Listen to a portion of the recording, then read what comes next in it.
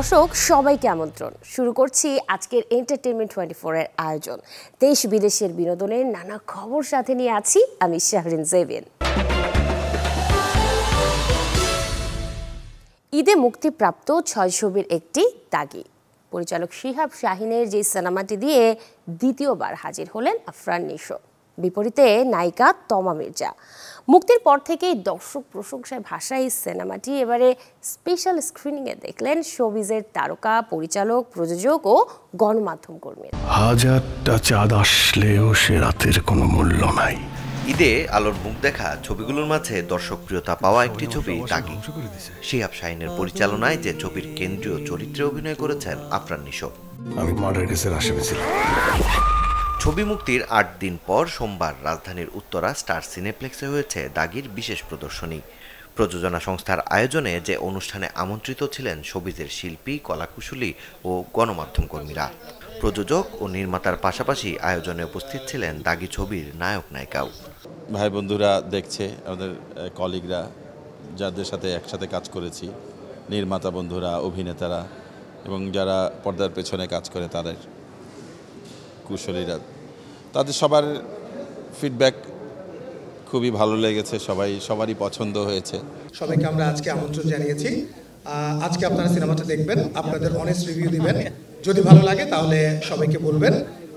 সেই কারণে একত্রিত হওয়া আমার সবথেকে ভালো লাগছে এখন কি নট অনলি দাগি, বাংলাদেশে যে এরকম 5টা 6টা সিনেমা রিলিজ হচ্ছে, সবগুলো খুব ভালো চলছে। তো তার জন্য সবথেকে বেশি মন খুশি, because this gives us more hope to make bigger films, larger films. প্রদর্শনী শেষে এদিন সকলের প্রশংসায় ভাসেন দাগি নির্মাতা ও শিল্পীরা। খুব ভালো, কান্নাই করে দিচ্ছি আমি, কাঁদতেই বের হচ্ছিলাম। অনেক ইমোশনাল ছিল লাস্ট সিনটা। প্রত্যেকটা ক্যারেক্টার যারা দাগিতে অভিনয় করেছে দুর্দান্ত অভিনয়। আমার মনে হচ্ছিল যে সত্যিকারের আমি একটা গল্প দেখছি। আমি একদিন আগেও দেখেছি একবার, খুব ভালো লেগেছে। দাগি মনে আসলে দাগ কেটেছে। কেমন লেগেছে? অনেক এনজয় করেছি, খুব সুন্দর। সবচেয়ে বড় কথা, কমার্শিয়াল ছবি যেরকম হয় ঠিক সেরকম ছবি, কিন্তু কেউ চোখ ফেরাতে পারবে না, কারণ এক একজনের থেকে এক একজন ভালো অভিনয় করবে। আমার স্টোরি টেলিংটা খুব পছন্দ হয়েছে, কারণ আপনি যেটা ট্রেলারে দেখেছেন মুভিটা কিন্তু সঠিক ওইটা না, সামথিং ডিফারেন্ট। প্রত্যেকে ভালো করেছে, সিনেমাটাই খুব সুন্দর, অসাধারণ। নিশোর এইরকম একটা কামব্যাক আমরা ওয়েট করতেছিলাম। যারাই দেখতে আসবে, পয়সা উসুল সিনেমা, অভিনয় সমৃদ্ধ সিনেমা, দুর্দান্ত লেগেছে আমার। সংলাপ বলেন আর এটা ব্যাকগ্রাউন্ড স্কোর তো অসাধারণ ছিল, মিউজিক দারুণ ছিল, সবাইকে খুবই ভালো লেগেছে। যারা দেখেন নাই তাদেরকে আমি অনুরোধ করব দাগিটা দেখে ফেলেন, এবং দেখাটা খুব জরুরি। যে আপনারা যদি একটা গল্পের জার্নির ভিতর দিয়ে যেতে চান তাহলে দাগি হচ্ছে মাস্ট ওয়াচ। দাগির বিশেষ প্রদর্শনী দেখেছেন ঈদে মুক্তি পাওয়া আরেক ছবি বরবাদের প্রযোজক ও নির্মাতা। ভালো একটা সিনেমা দেখলাম, গল্পটা খুব সুন্দর ছিল। তো আমার ধারণা যে দর্শক ডেফিনেটলি এটা পছন্দ করবে, এবং এই কারণে এখন পর্যন্ত দাগি খুব ভালো চলছে। একটা মানে আমি গল্পের মধ্যে ঢুকে গেছি। আর শিহাব ভাই নির্মাণের কথা না বললে তো নাই, একদম পারফেক্ট। কারো মানে কাউকে রেখে কাউকে বলবো যে ভালো করছো বিষয়টা তা না, সবাই খুব ভালো করে গেছে, আমি খুব এনজয় করছি। শো শেষে দর্শকদের অভিব্যক্তি দেখে বেশ উচ্ছ্বসিত ছিলেন ছবির শিল্পীরাও। এটা শুধুমাত্র আমার যারা কলিগ তারা না, আপনারাও ছিলেন, আপনারাও দেখেছেন। সো এটা একটা অন্যরকম অনুভূতি। দর্শকদের সাথে সিনেমা দেখার তো একটা অন্যরকম মজা আছে, টেনশন আছে যে তারা কেমন বলে। আশেপাশে যদি সব পরিচিত লোক থাকে তাহলে তো আরও ভয় কাজ করে। এটা হচ্ছে চ্যালেঞ্জ। দর্শককে আকৃষ্ট করার সব থেকে বড় অংশটাই হলো এই ছবির ইমোশনাল জায়গাগুলো। তো লাস্টে তো অনেক বেশি ইমোশনাল হওয়াটাই স্বাভাবিক, এবং দেখছিলাম অনেকেই অনেক বেশি ইমোশনাল হয়ে যাচ্ছেন।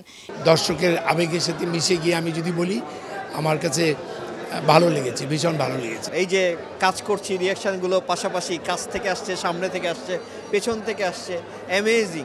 দাগি দেশে মুক্তির পর দর্শকদের হৃদয়ে দাগ কাটতে পেরেছে, আর তাই শিগগিরই বিদেশে ছবিটি মুক্তির পরিকল্পনার কথা জানিয়েছে প্রযোজনা প্রতিষ্ঠান SVF Alpha I Entertainment Limited. এই 17টা বছর আমি আল্লাহর কাছে একটা দোয়াই করছি। মাকসুদুল হক ইমু, চ্যানেল 24, ঢাকা। সবাই যেন আমারে মাফ করে দেয়। গাজায় ইসরায়েলি বাহিনীর চলমান বর্বরতার প্রতিবাদে এবং ফিলিস্তিনিদের প্রতি সংহতি জানিয়ে এবার সরব হয়েছেন দেশের শোবিজ তারকারাও।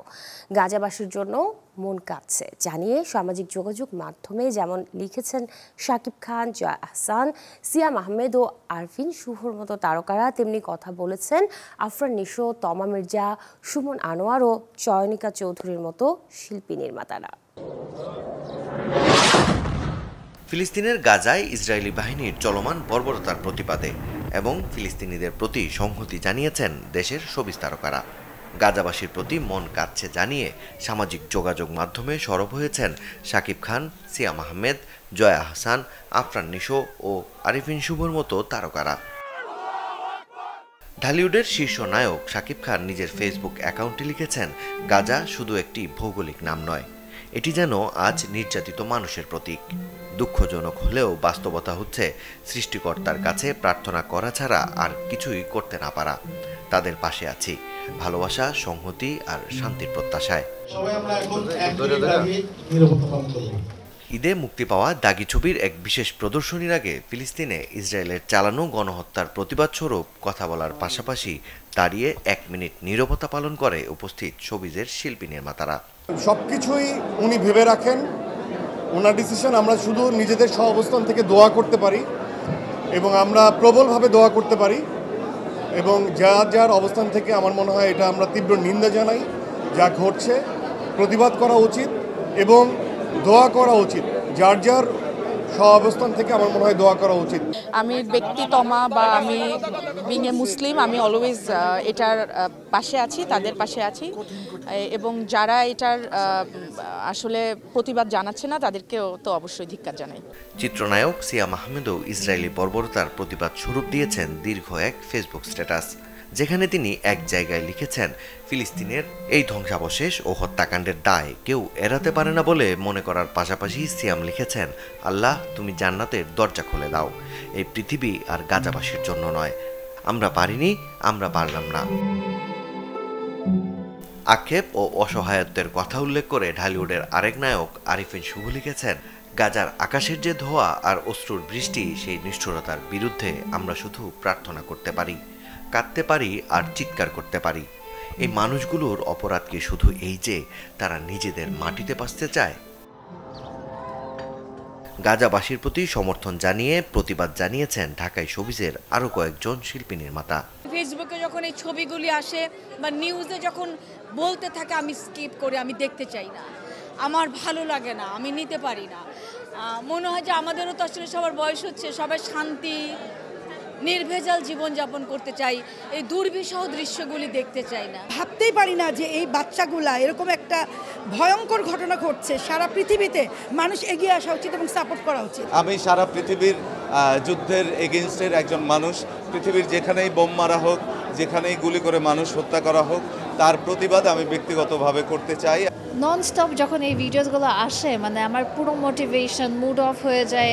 আর আমার মনে হয় যে আমরা যে এখানে এত খুশি কাজ করছি, আমাদের জীবন যাচ্ছে নর্মালি, অন্যদিকে যে অবস্থা দেখলে মানে আই হ্যাভ নো ওয়ার্ডস। আর আমি নিজেও তো একজন মা, যখন শিশুদের উপর এরকম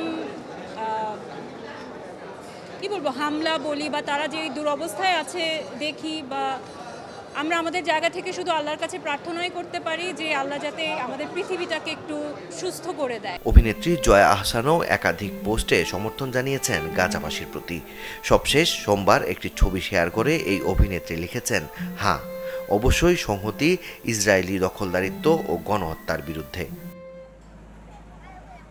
90 দশকের জনপ্রিয় চলচ্চিত্র অভিনেতা ইলিয়াস কাঞ্চনও এক ভিডিও বার্তায় গাজার প্রতি সমর্থন জানানোর পাশাপাশি গাজায় গণহত্যার বিরুদ্ধে সবাইকে রাজপথে নামার আহ্বান জানিয়েছেন।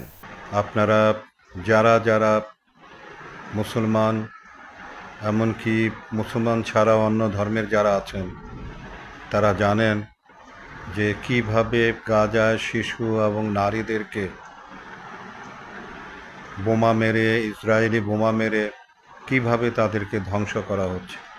আমি মনে করি যে আপনারা সকলে আসুন, আমরা অন্তত মুসলমান হিসাবে কিয়ামতের আগে, মৃত্যুর আগে অন্তত আমরা এদের পাশে দাঁড়াই। আমরা এদের পাশে দাঁড়িয়ে আমাদের সংহতি প্রকাশ করি। এছাড়াও গাজা ভূখণ্ডে দখলদার ইসরায়েলি বাহিনীর বর্বর হামলার প্রতিবাদে এরই মাঝে সরব হয়েছেন দেশের শোবিজের আরও অনেক পরিচিত মুখ। মাকসুদুল হক ইমু, চ্যানেল 24। 13 বছর পর অবশেষে হিমলক সোসাইটির সিকুয়েল নিয়ে হাজির হয়েছেন পরিচালক সৃজিত মুখার্জি। ছবির নাম কিল বিল সোসাইটি, যেখানে অভিনয় করেছেন পরমব্রত চট্টোপাধ্যায় ও কৌশানী মুখার্জি।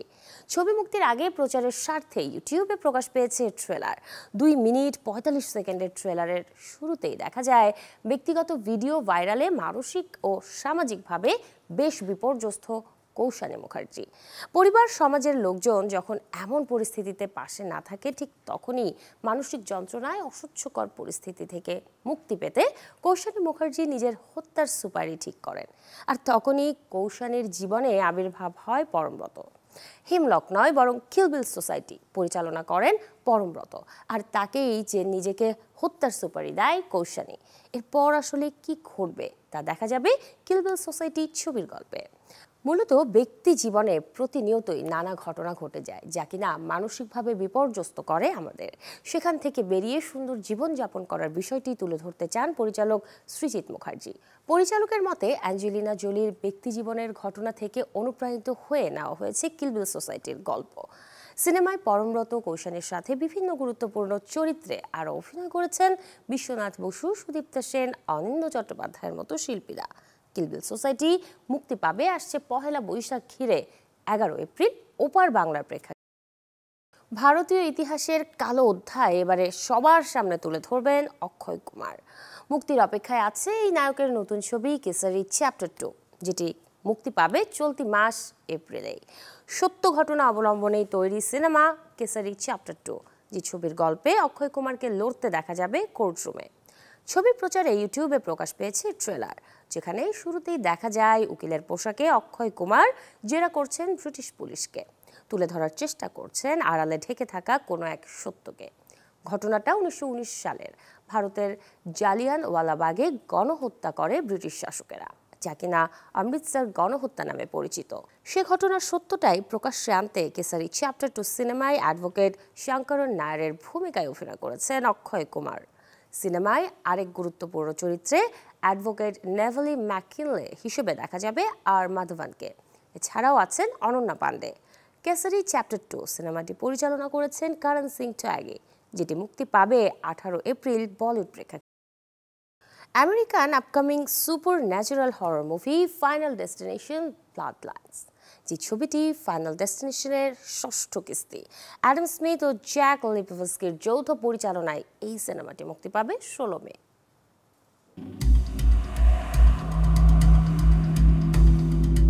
গা ছমছমে অনুভূতি দেয়া হলিউড মুভির কথা বলতে গেলে প্রথম সারিতে থাকবে ফাইনাল ডেস্টিনেশন ফ্র্যাঞ্চাইজির কথা। 14 বছর পর আসছে যার 6ষ্ঠ কিস্তি। এবারের কিস্তির শিরোনাম ফাইনাল ডেস্টিনেশন ব্লাড লাইন্স। বলা হচ্ছে এবারের পর্বটি নাকি ছাড়িয়ে যাবে আগের সবকটিকে। মুভির প্রেক্ষাপটে এবার দেখা যাবে এক কলেজ ছাত্রীর গল্প, যে কিনা বারবার একই রকম ভয়ঙ্কর ঘটনার শিকার হতে থাকে। কোনো এক অজানা কারণে সে ছাত্রী ও তার পরিবার বারবারই ক্ষতির সম্মুখীন হয়। এমন চিত্রনাট্যে তৈরি ফাইনাল ডেস্টিনেশন ব্লাড লাইন্স, যেটি যৌথভাবে পরিচালনা করেছেন অ্যাডাম স্মিথ ও জ্যাক লিপোভস্কি। ছবিতে বিভিন্ন গুরুত্বপূর্ণ চরিত্রে অভিনয় করেছেন ক্যাথলিন সান্তা-জোয়ানা, টিও ব্রিওনিস, রিচার্ড হারমন এর মতো তারকারা।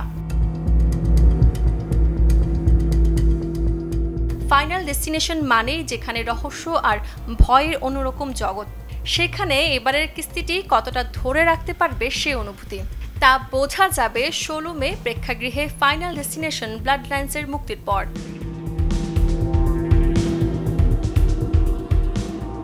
Text report, channel 24। এই ছিল আজকের এন্টারটেইনমেন্ট 24 এর আয়োজনে। বিনোদনের সব খবর জানতে ভিজিট করুন আমাদের ফেসবুক পেজ এবং ইউটিউব চ্যানেলে। কাল ঠিক একই সময়ে আবারও দেখা হবে। সেই পর্যন্ত সবাই ভালো থাকুন, সুস্থ থাকুন, অবশ্যই চ্যানেল 24 এর সাথেই থাকুন।